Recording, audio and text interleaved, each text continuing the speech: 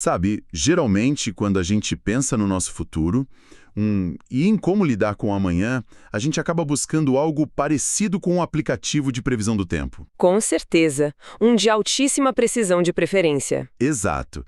A gente quer saber exatamente quando a tempestade vai cair, a que horas o trânsito vai parar, onde o raio vai bater. É uma busca incessante, quase obsessiva mesmo, por previsibilidade. É uma necessidade humana muito clássica, né? O nosso cérebro simplesmente abomina o vácuo da incerteza. Aham. Nós construímos sistemas imensos, desde mercados financeiros gigantescos até aquelas rotinas matinais super rígidas, tipo, só para manter essa ilusão de controle sobre o ambiente. Sim, e o pânico verdadeiro se instala quando esse aplicativo falha e a tempestade chega sem nenhum aviso. Perfeito. Então, olha, vamos desempacotar isso. Porque o nosso mergulho profundo de hoje joga esse nosso, digamos, aplicativo de controle direto na lata do lixo. Literalmente na lata do lixo. A nossa análise de hoje é sobre o colapso absoluto de estruturas que pareciam inabaláveis. O material base que a gente vai explorar é um discurso conduzido por Raimundo Alcântara Menezes. Isso. Intitulado Apenas Confie. As promessas de Deus continuam de pé. Exatamente. E a nossa missão aqui não é endossar nenhum ponto de vista religioso específico, mas extrair a pura psicologia, a sociologia e os paralelos históricos fascinantes que a fonte levanta. E é muito material, né? Nossa, muito. Decodificando como figuras milenares lidaram com o fato de verem os seus mundos inteiros transformados em ruínas. É uma premissa quase contraintuitiva. Como assim? A ideia de que o caminho para sobreviver ao caos não é prever o amanhã, mas sim abraçar a incerteza com uma espécie de confiança cega. O que é fascinante aqui é que o material não trata a crise como um conceito abstrato, sabe? Aquela coisa de autoajuda barata. Aham. A fonte ancora essa tese em eventos históricos catastróficos reais, especificamente a queda do Império Babilônico e a destruição de Jerusalém. Sim, eventos pesados. Muito. E ao fazer isso, costura uma linha direta até as nossas crises existenciais modernas.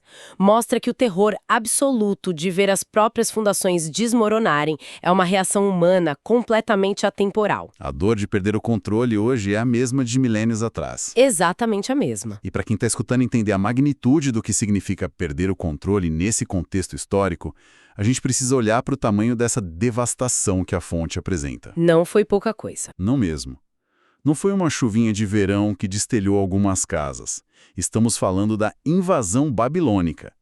E um detalhe crucial da fonte é que Jerusalém não caiu da noite para o dia. Não foi como num filme catástrofe de Hollywood, onde tudo explode em 2 horas, né? Exato. Foi uma agonia lenta. Precisamente, o rei Nabucodonosor não marchou e destruiu tudo de uma vez só. O material detalha investidas ao longo de cerca de 20 anos. 20 anos? Caramba, sim. Invasões em 605 a.C., depois em 597 e a queda final mesmo apenas em 586 a.C. Imagina o desgaste psicológico contínuo de uma sociedade inteira passando por isso. É uma tortura em câmera lenta. A fonte mostra que a população ia perdendo as suas lideranças, os intelectuais, os artesãos, tudo em levas sucessivas de deportação. Até não sobrar quase nada. E no meio dessa agonia de 2 décadas, tem um número citado no discurso que, sendo bem sincero, me deixou de queixo caído. Ah, o valor do templo? Isso. Uma estimativa feita pela Sociedade dos Arquitetos de Illinois sobre o valor financeiro do Templo de Jerusalém que foi destruído. É um dado muito curioso que a fonte traz. É surreal. Eles calcularam o valor baseados num preço do ouro a $35 a onça, que é uma métrica financeira bem antiga, o que torna o valor atual ainda mais absurdo. Mas mesmo nessa métrica defasada, a estimativa é que o templo valia cerca de 87 bilhões de dólares. 8,7 bilhões. É uma quantia quase insondável para uma estrutura da antiguidade. Totalmente. Não era apenas um prédio bonito, sabe?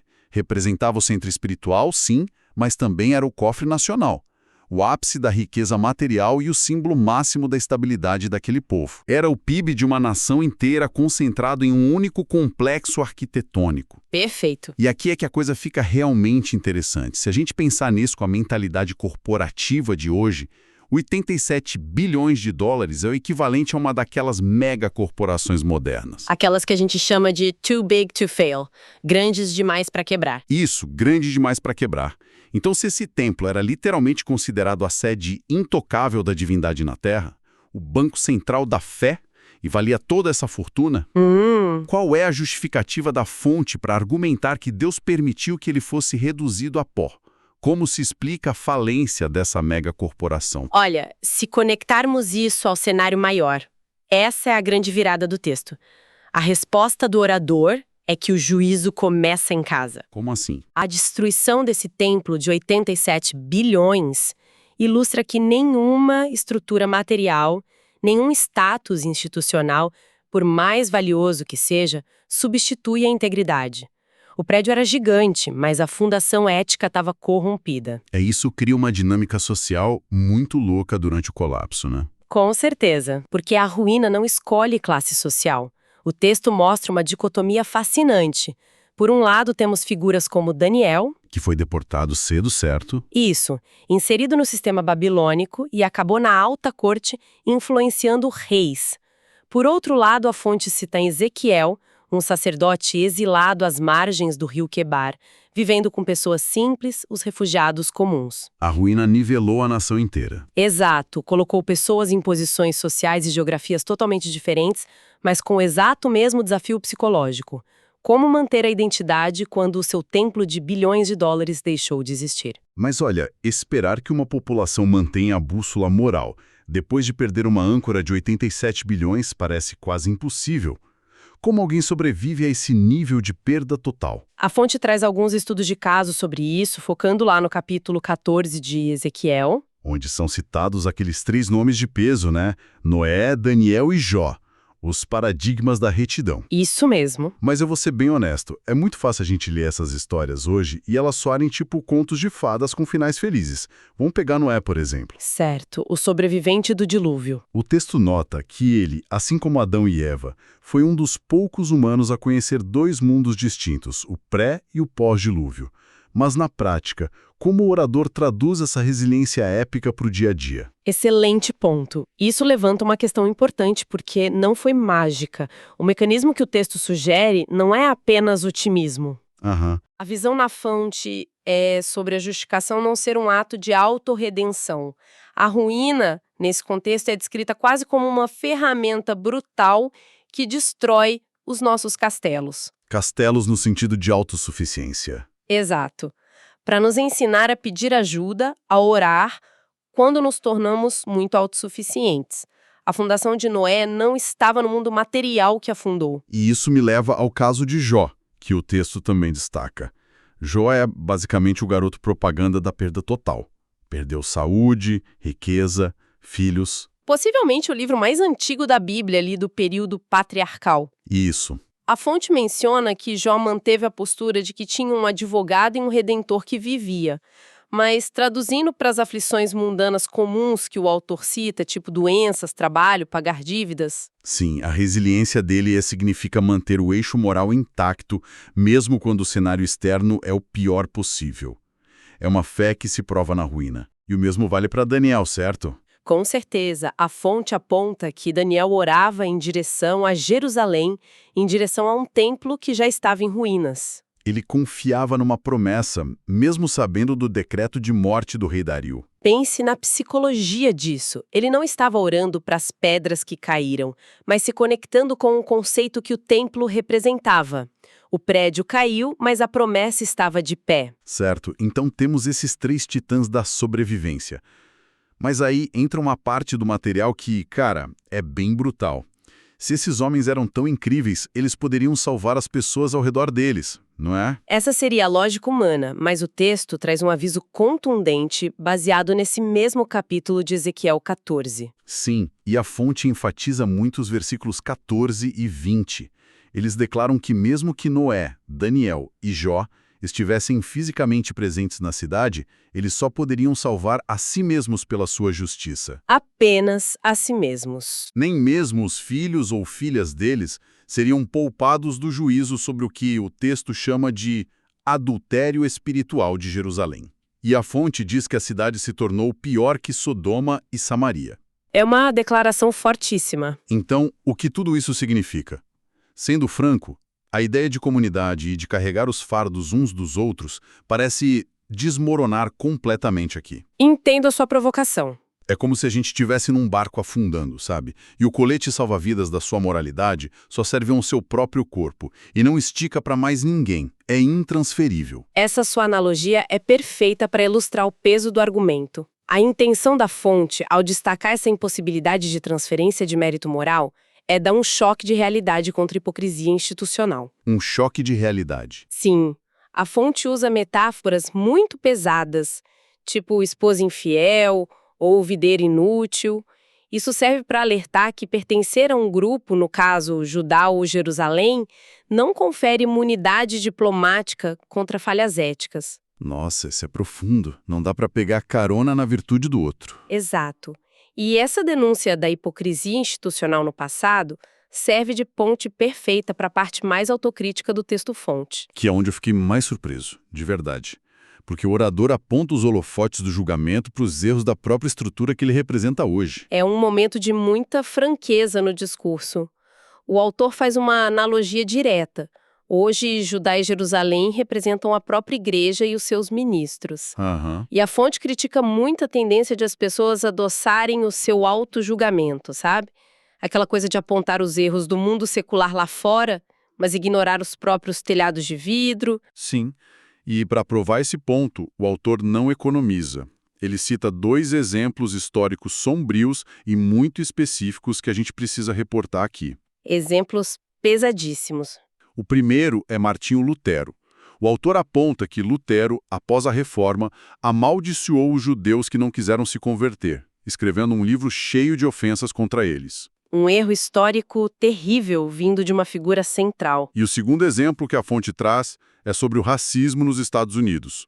O orador afirma que movimentos como a Ku Klux Klan ganharam força exatamente dentro de igrejas americanas. É assustador. E a fonte detalha a justificativa bizarra que eles usavam. Qual era a justificativa que o texto menciona? Diziam que os negros eram descendentes amaldiçoados de Cã, usavam isso para proibir a entrada deles e promover atrocidades. Espera aí, então usavam a teologia para justificar racismo e proibir a entrada de pessoas? Segundo o orador, sim. A psicologia por trás disso é o que a fonte chama de consciência adoecida. Consciência adoecida. Interessante. As pessoas tendem a inflar vertiginosamente as suas próprias virtudes. A narrativa interna é sempre tipo, nós somos bonzinhos, nós só praticamos algumas maldadezinhas. A famosa passada de pano institucional. Bem isso. O palestrante destaca que a orientação é não ouvir nem a própria voz hipercrítica ou autoindulgente, nem a dos pares. É preciso buscar uma validação externa de caráter. Sabe com que isso se parece? É como uma auditoria corporativa onde o próprio CEO apresenta os crimes da empresa publicamente, na frente de todo mundo, expondo o lado feio. É uma autocrítica raríssima. E a grande questão que surge de tudo isso é, bom, se as instituições falham assim, como a fonte sugere que se alcance essa retidão inabalável? E aí é que a gente chega na reta final do discurso, onde a resposta está num grupo marginal e bem obscuro, mencionado perto do fim do texto. Os recabitas. Isso. O texto conclui com as lições finais sobre o que fazer no caos, que é orar, não ter medo, manter a fé. E para ilustrar o sucesso absoluto nisso, a fonte traz os recabitas nos dias de Jeremias. Que o próprio material descreve como um grupo esquisito, né? Totalmente. Eles eram seminômades e nem sequer eram judeus consanguíneos puros. Viviam à margem. E mesmo sendo esses forasteiros, a fonte relata que eles alegraram tanto a Deus por causa da fidelidade deles que receberam uma promessa incondicional. O que é um absurdo de raro, porque o orador ressalta que esse nível de promessa incondicional só tinha sido dado a grandes figuras como Davi e Arão. Uma promessa imensa. A promessa de que nunca faltaria alguém da linhagem deles para servir. E isso amarra perfeitamente com aquelas 2 frases iniciais que motivaram a fonte. Apenas confia, as promessas de Deus continuam de pé. E a percepção de que ele não disse que nos mostraria tudo, apenas que bastava o mal de cada dia. E qual seria o grande resumo desse arco de pensamento na sua visão baseada no texto? A síntese é que a verdadeira mensagem não é um otimismo tóxico de que as ruínas nunca vão chegar. Ao contrário, a fonte garante que as ruínas vão vir, seja de 87 bilhões de dólares ou desastres pessoais. Aham. A chave, segundo a fonte, é desvincular a validade da promessa da integridade do templo material. O cenário pode ruir, mas a fundação ética e a confiança permanecem inabaláveis. Que baita análise. Bom, a gente recapitulou aqui como a fonte navegou por essa destruição de monumentos imensos. Passamos pela resiliência individual intransferível, aquele colete salva-vidas que só cabe em um. E encaramos as falhas trágicas das instituições humanas ao longo dos séculos, expostas de forma bem crua pelo autor. Quero agradecer muito tempo investido por quem acompanhou esse nosso mergulho profundo no comportamento humano em face da diversidade. Foi ótimo. Fico muito feliz em desconstruir esse material com você hoje. E para encerrar, eu quero deixar uma pulga atrás da orelha para quem está escutando. Uma reflexão para depois que o áudio acabar. Sou toda ouvidos. A fonte fala extensamente sobre grupos esquisitos e marginalizados, como os recabitas, sendo os únicos a manter a verdadeira bússola moral enquanto a instituição principal desmoronava. Enquanto o templo bilionário caía. Exato. Isso nos leva a pensar, no mundo acelerado e na sociedade complexa de hoje, onde estarão os recabitas modernos? Uma pergunta excelente. Quando as nossas maiores instituições, sejam elas corporativas, governamentais ou culturais, entrarem em colapso, quem serão os esquisitos seminômades de hoje que vão carregar o código moral do futuro? Fica aí a reflexão para a gente pensar. Até o nosso próximo mergulho profundo.